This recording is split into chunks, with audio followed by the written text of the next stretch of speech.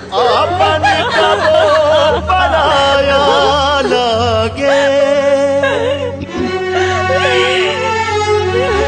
ऐसन समय के खेला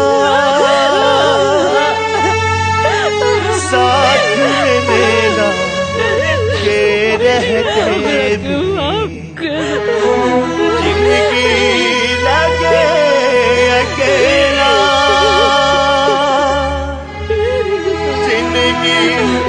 लगे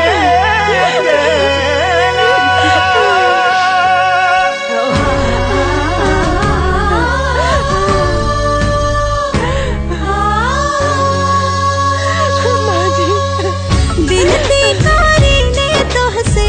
हथवा के जोड़ के बिनती कारी ने तोहसे हथवा के जोड़ के कब हूँ ना जई हर बेटी माई के छोड़ के कब हूँ ना जई हर बेटी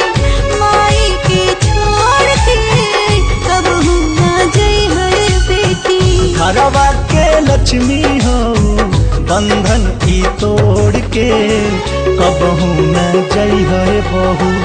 हमनी के छोड़ के कबहू न जई है बहू हमनी के छोड़ के कबहू न जई है बहू।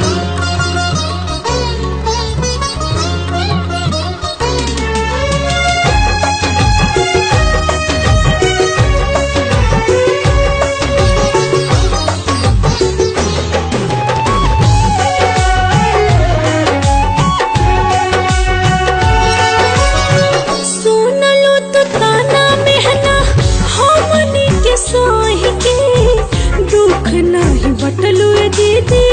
के हुसे कोही के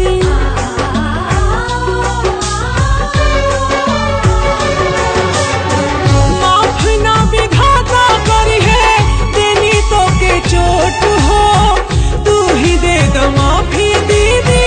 होई तो हुसे चोट हो किस्मत हमार जे पैनी हमको के जीवन साथी किस्मत हमार जे पैनी